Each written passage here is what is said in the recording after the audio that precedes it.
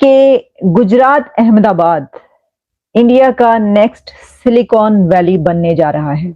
India के अंदर second silicon valley बनने जा रही है। पहले आपको पता गुड़गांव के अंदर मौजूद है, दूसरे नंबर पर वो अहमदाबाद गुजरात के अंदर सिलिकॉन वैली बनाने। लेकिन वो लंबे भी नहीं पड़ते कर्जों के लिए, वो कर्जे देते हैं, लेते नहीं है। ये नहीं पता इनको जो फंडामेंटल डिफरेंस है उनका। उनकी फॉरेन पॉलिसी आजाद है क्योंकि उनकी इकोनॉमी स्ट्रांग है। उनके 600 बिलियन उनके फॉरेन रिजर्व हैं। उनकी इकोनॉमी 7.8%, 7.6% पे तरक्की कर रही है। उनका डायस्पोरा तालीम याफ्ता है। देखते हैं इसको how the Indian people respond in 2024 elections, which tells that he is going to win अगले 5 साल फिर वो जीत रहा है। रॉयटर्स ने इसको पब्लिश किया है और भी इंटरनेशनल मीडिया है जहां पर ये पब्लिश हो रही है, और वो ये है कि Gujarat Ahmedabad emerging as India's next Silicon Valley. Ahmedabad अब सिलिकॉन वैली के तौर पर देखा जा रहा है और इसके लिए तैयारी शुरू हो चुकी है। यानी तैयारी जो इंडिया की तरफ से है वो तो एक अलग उस पे, लेकिन दुनिया की बड़ी टेक कंपनीज ये सोच ही नहीं रही बल्कि अब ये फैसला भी कर चुकी हैं कि वो अपने बिजनेसेस यहां पर लेकर आएंगी और इसको एक सिलिकॉन वैली के तौर पर डेवलप किया जाएगा। ऐसा नहीं कि पाकिस्तान में इतने ब्राइट स्टूडेंट्स नहीं होंगे, लेकिन कहीं ना कहीं एजुकेशन सिस्टम से हम मार खा जाते हैं। आपको लगता है कि ठीक है हम मुकाबले तो कर रहे हैं, लेकिन अगर हम एजुकेशन में और टेक्नोलॉजी में और इस तरह की चीजों में अगर भारत से मुकाबला करें तो क्या बेहतर नहीं होगा पाकिस्तान के लिए? उनका डायस्पोरा इस वक्त जो है इंडियन डायस्पोरा दुनिया की जरूरत बन चुका है। ये इतने एक फिक्रे में ये करने वाला नहीं है। तो पूरे इस पे किताब लिखना चाहिए कि 76 साल में भारत की तरक्की क्यों हुई, किस तरह हुई है। ये एक बंदे की नहीं बात। ये चाहे दोस्तों यूएसए से भी बड़ा जो है सिलिकॉन वैली जो है वो भारत में बनने वाला है, गुजरात के अहमदाबाद में बनने वाला है। बहुत ही बड़ा सिलिकॉन वैली बनने वाला है क्योंकि सबसे बड़ा सिलिकॉन वैली था वो यूएसए का था, और वही सिलिकॉन वैली जो है उससे ही बड़ा जो है अब भारत के अंदर बनने वाला है गुजरात के अहमदाबाद में। सिलिकॉन वैली पहले अपने इंडिया में था, गुड़गांव में है, नोएडा में है, ऐसे जगहों पर है, लेकिन अब अहमदाबाद में भी बनेगा सबसे बड़ा सिलिकॉन वैली। ये देख कर के पूरे पाकिस्तान के लोग जल रहे हैं। आपको मालूम हुआ कि बड़ी बड़ी कंपनियां एप्पल जैसे कि टाटा जैसे बड़ी बड़ी जो कंपनी है अपनी मैन्युफैक्चरिंग हब जिससे बनाती है उसे सिलिकॉन वैली बोला जाता है। बहुत ही बड़ा जो होता है जहाँ पे सभी जो है कंपनियां अपना लगाती है, उस जगह को सिलिकॉन वैली बोला जाता है। जैसे कि सबसे बड़ा यूएसए में था, अब उससे भी बड़ा जो है भारत में बनने वाला है। तो पाकिस्तान के लोगों के पास तो कुछ है नहीं, बस उन लोगों का जब भारत में कोई नया काम तरक्की का होता है तो उन लोगों का जो है तभी से उन लोगों का रोना धोना जो है चालू हो जाता है। रॉयटर्स ने इसको पब्लिश किया है और भी इंटरनेशनल मीडिया है जहां पर ये पब्लिश हो रही है, और वो ये है कि Gujarat Ahmedabad emerging as India's next Silicon Valley. Ahmedabad अब सिलिकॉन वैली के तौर पर देखा जा रहा है और इसके लिए तैयारी शुरू हो चुकी है। यानी तैयारी जो इंडिया की तरफ से है वो तो एक अलग उस पे, लेकिन दुनिया की बड़ी टेक कंपनीज ये सोच ही नहीं रही बल्कि अब ये फैसला भी कर चुकी हैं कि वो अपने बिजनेसेस यहां पर लेकर आएंगी और इसको एक सिलिकॉन वैली के तौर पर डेवलप किया जाएगा। ये एक बहुत बड़ी खबर है। इससे पहले आप जानते हैं कि इंडिया की बहुत सारी ऐसी चीजें जो कि कही गई कि दुनिया की लार्जेस्ट ऑफिसेज और डायमंड हब और ट्रेड सेंटर और काफी ऐसे स्टेडियम्स जिनको कहा गया कि क्योंकि इंडिया ने जब से अपनी ये सीट संभाली है कि वो दुनिया का मोस्ट पॉपुलस कंट्री बन चुका है, सबसे ज्यादा आबादी वाला, सबसे ज्यादा पॉपुलेशन वाला कंट्री, तो उसका फिर वो फर्ज भी निभा रहा है और वो इस तरीके से कि वो दुनिया का लार्जेस्ट हर चीज जो है वो बनाकर दिखा रहा है, क्रिएट कर रहा है। लेकिन सिलिकॉन वैली जो है वो अहमदाबाद में डेवलप होना ये कोई इतनी मामूली बात इसलिए नहीं है कि आप जानते हैं कि सिलिकॉन वैली जो है वो यूएस में है और सैन फ्रांसिस्को कैलिफोर्निया बे एरिया में सिलिकॉन वैली मौजूद है और जिसको दुनिया का जो है टेक हब कहा जाता है और दुनिया की बड़ी कंपनीज वहां पर मौजूद हैं और इनोवेशन और टेक्नोलॉजी में जो है उसको ही देखा जाता है। तो सिलिकॉन वैली का अब इंडिया में जो है वो इमर्ज होना कैसा है, देखिए एक बात याद रखिए कि और भी कंट्रीज हैं जो इसकी कोशिश कर रहे हैं, और भी कंट्रीज जो है वो सिलिकॉन वैलीज जो है वो बनाने के लिए अपनी उनकी तगोदो जारी है और उन्होंने अपने अपने टेक हब बनाए हैं। लेकिन चाइना की इसमें बहुत ज्यादा कोशिश है। चाइना ने इसके लिए काफी जद्दोजहद भी की है चाइना इसके लिए काफी स्ट्रगल भी करता रहा है और उसने काफी बड़ी बड़ी कंपनीज, टेक कंपनीज हब जो है अपने उधर सिलिकॉन वैली के तौर पर जो है उसको इमर्ज करने की काफी कोशिश की है, जो कि जाहिर है कि चाइना अगर ऐसा करेगा तो अमेरिका को बीट करेगा और अमेरिका को ये बात पसंद नहीं है।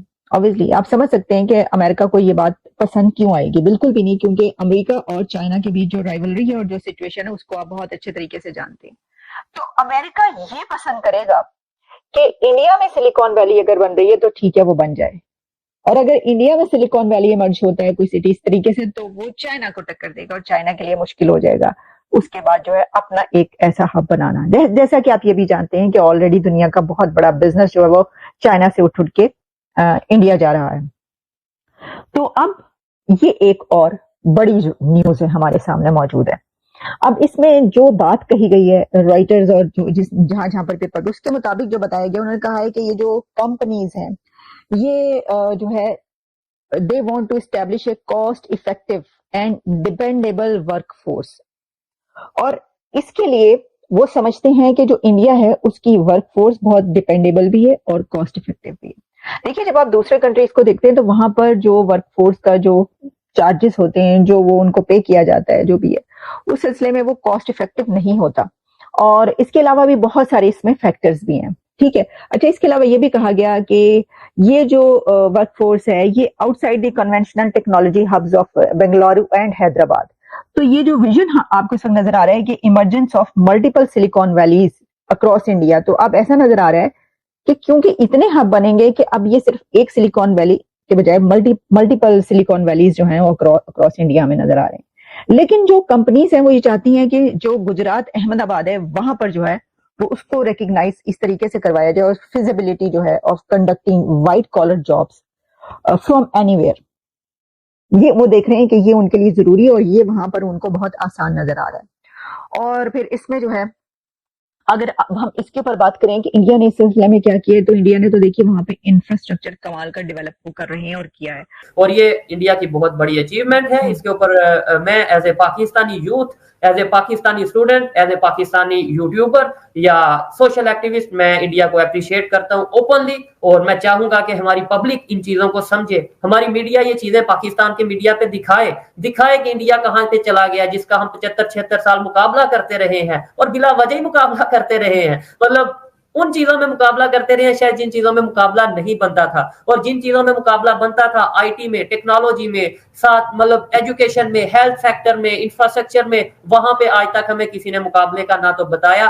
और अब जो लोग बता रहे हैं, मैं अगर बता रहा हूं, आप अगर बता रही हैं, तो उन्हें गद्दार, उन्हें एजेंट या उन्हें इस तरीके से फिर कहा जाता है।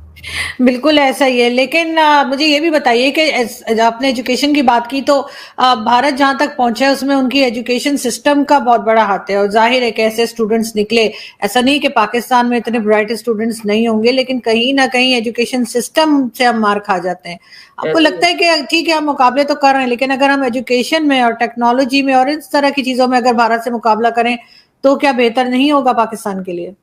मैं इस टाइम हम मुकाबला कर नहीं सकते इन चीजों में भी, मतलब हम अगर चाहें भी तो नहीं मुकाबला कर सकते। मेरी बात कुछ पाकिस्तानियों को बुरी लगेगी, लेकिन आप सोचेंगे आप एक कंट्री से 100 साल इस टाइम पे पीछे हैं, यानी 76 साल हुए हमें अलहदा हुए, और अब 100 साल हम उनसे पीछे चले गए हैं। ये मेरी एक ऑब्जर्वेशन है। हम मुकाबला नहीं, हम सीख सकते हैं, सीखेंगे तो ज्यादा बेहतरी है। मुकाबले वाला कंसेप्ट बनाएंगे तो दोस्तों जब से पता चला है पाकिस्तानियों को कि भारत में जो है सिलिकॉन वैली बनने वाला है, तब से उन्हें मिर्ची लगी पड़ी है, क्योंकि भारत की तरक्की को देखकर जो है पाकिस्तानी जलते हैं। आपको मालूम होगा क्योंकि उन्हें तो कुछ करना है नहीं, बस बैठे बैठे जो है आतंकवाद फैलाना है और कुछ नहीं करना है। बच्चों को जो है जिहादी पढ़ाना है, मदरसे ज्ञान देना है, टेक्नोलॉजी और आईटी या साइंस से उन्हें लेना देना है नहीं। वो बोलते हैं, पाकिस्तानी बोलते हैं कि मुसलमानों के लिए जो है साइंस और टेक्नोलॉजी हराम है, और हराम है तो मालूम पड़ जाएगा। और ये लोग बात कर रहे हैं कश्मीर को लेने के लिए, इनको ये नहीं मालूम है कि सरकार ने आदेश कर दिया है।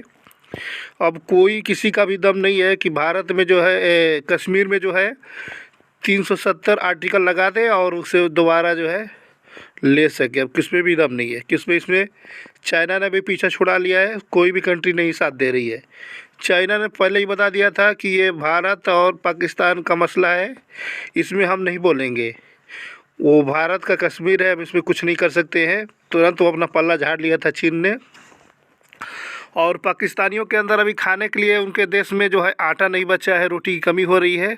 लोग बहुत ही ज़्यादा महंगाई से जूझ रहे हैं और वो लोग अभी कश्मीर लेने की सोच रहे हैं। अरे कश्मीर लेने क्या सोच रहे हैं, पहले अपने यहाँ कुछ 2 रोटी खाने वाने की व्यवस्था तो बनाओ, कश्मीर लोगे बाद में। वहाँ के बच्चे लोग जिसके पास खाने का 1 रुपये नहीं है ना, वो बहुत ही बड़े बड़े डींगे हाँकता है कि हम कश्मीर लेंगे तो हम गजवा हिंद कर देंगे, तो हम ये कर देंगे, तो वो कर देंगे, तो हमारे अंदर जज्बा है। सब तेल लेने चला जाएगा। अभी आर्मी के जो है टैंक के अंदर तेल नहीं है युद्ध करने के लिए, अभी पहले उसे तेल डलाने का व्यवस्था करो।